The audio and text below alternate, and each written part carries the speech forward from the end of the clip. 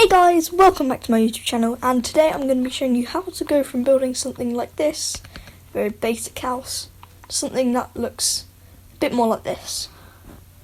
Slightly more interesting house, with a few more extra details. Now I haven't done the insides of either of these houses, and that's because this house is absolutely massive, and I didn't want to use that much time on the inside of a house. And I didn't do the inside of this house because I didn't know what to put in it. So this is just for reference points about what your house might look like in Minecraft. So I'm going to show you how to go from building something like that to something like this. This is my other video in the background here, so I'll leave that in the comments, in the description, hopefully.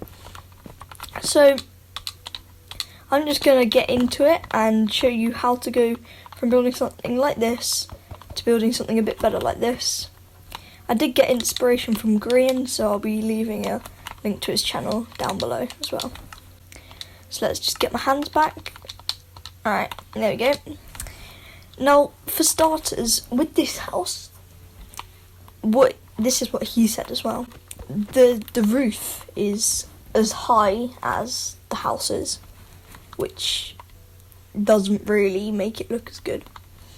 And there's not really any framing on this house, whereas on this house you've got a lot more framing. Like, you've got a frame around here and everything. So I'm going to transform this house into that house. So if you're building something like this, the house here, this would be perfect for you. And I don't know what's happening in the doorway. The cow wants to get in, but the sheep want to get out. Here we go, finally. Anyway, I'm going to transform this house into something that looks a bit better. So to start off, I'm going to make this have a bit more framing to it by just simply doing this. It's a very simple start, but it does make quite a big difference. I am going on Xbox, so there will be a jump in the middle, but hopefully that shouldn't affect too much. So here's the start frame, and this roof is a bit high, so I'm just gonna completely demolish it. I think that's the best way to go around this situation. Alright, here we go. So once I've done the framing on each corner, let's just do these final two corners. I'll probably only do the front, but I'll do the framing on all corners, because why not? Now that we've got this, I want it to be a tad lower. Nah, actually that looks good. So I'm just gonna go across like this with the wood and give it a bit of a frame to it. So next we're gonna add windows, because there was absolutely no windows on that original one. So on your windows, always leave a bit of something like this, just to keep it interesting. Just to give it a bit of like shape to your window.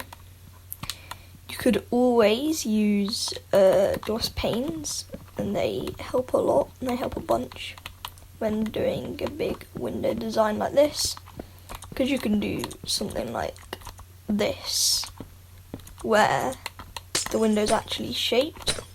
Glass panes are always super annoying to work with though. So here we go. So once you've done this, oops, I'm gonna quickly grab some sort of slab. And one thing is, this is all the same colour, whereas this is a bit more variety to colour. So I'm just gonna get some cut sandstone slabs and pop them over the top of here. There we go. That just gives the whole window a bit of frame. This one should be a lot quicker because I know what I'm doing. So once you've got something like this that looks a lot better, you've basically done it. There's not much more you can do. Well, there is, but that's the basic start to your turning your house from that to that. So next I'm going to go with the roof. I always add an overhang, and because of how big the house is, I do my overhang from that. So this house is a pretty decently sized house, I'd say. So I'm going to do a decently sized overhang there. And sometimes if you do this, it can give it a bit of a odd kind of shape to it, so you could always add different stuff in there. And I'm just going to leave out one and then just go up, and giving it that extra bit of change to the way that the roof goes just helps the design of it. And that looks a bit like a face.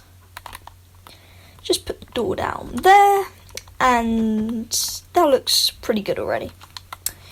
Now, like I was saying about the change of colours, I'm going to add some different colour stairs just to make it look a bit more spicy and interesting to look at. Because that's one thing, you don't want it to not be interesting to look at. I've already got the slab. I don't like having normal colours on top, so just doing that helps. Then you could always just do this, give an extra overhang over top, and that just helps a lot. There we go. That's about good. Alright, so now we've got this whole space up here to work with. You can do whatever you want, really. You could put a window here, you could do whatever. This doesn't matter as much, because like you could do one of these again. You could do whatever you want, that doesn't really matter, that bit. But it's always good to match, or rather not match colours, and just give it a bit more variety. Oops. There you go. Just give it a bit of variety in there. That looks a lot like a face now, with a head.